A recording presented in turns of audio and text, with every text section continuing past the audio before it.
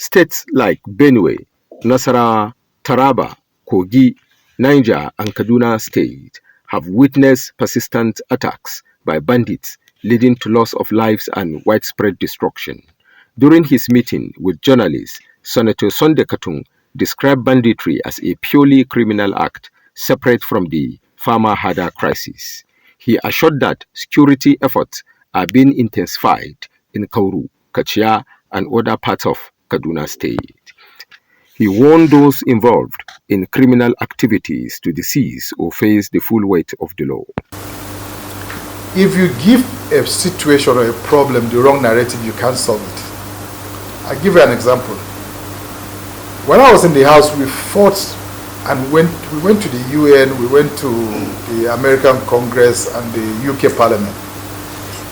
We told them, look, the narrative you have about the conflict in the Middle Belt with particular reference to Southern Kaduna is wrong. There is nothing like farmers-herders conflict. Until today and tomorrow, I'll continue to maintain that there is nothing like that. Last week in Parliament, I had cause to correct a colleague of mine. I said, there is nothing like farmers-herders conflict. This is pure criminality and banditry. You can't tell me anything otherwise to convince me that it is not so. Reason being that a family is sleeping in their house, bandits or criminals walk in and kill or maim them, even carry people away, and you come and they tell me, oh, it's farmers-herders conflict. For instance, the person you are killing might not have even gone to the farm in the last 2 years.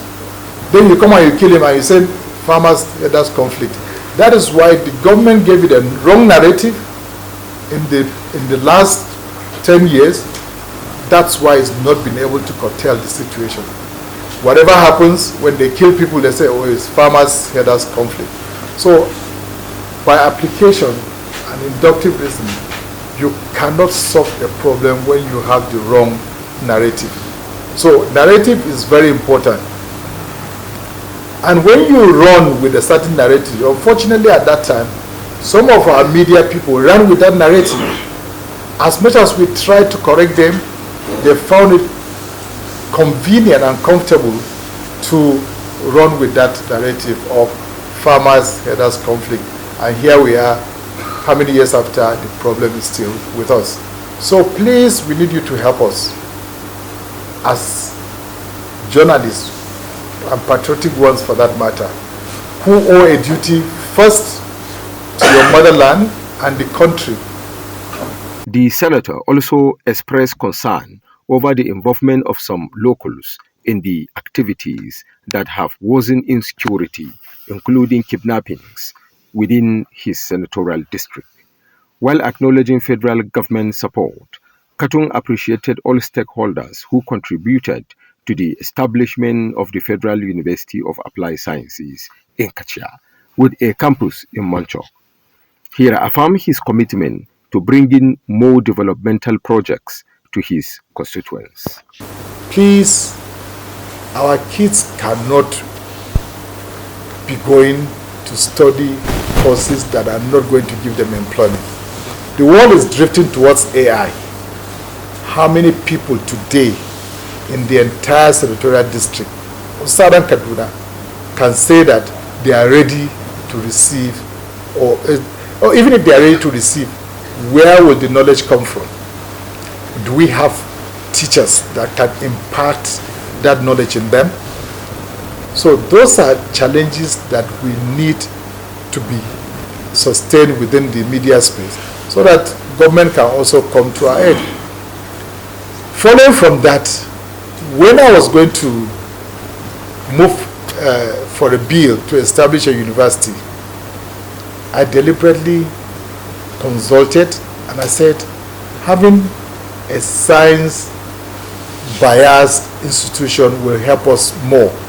Because most times I have tons of CVs. And when you are getting opportunities, they say, oh, do you have any CV for a mechanical engineer, civil engineer, electronics engineer, computer literate person? Those are the things that are selling.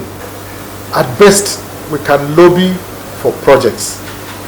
Directly, we are not supposed to be the ones bringing projects and sustainable development to our communities.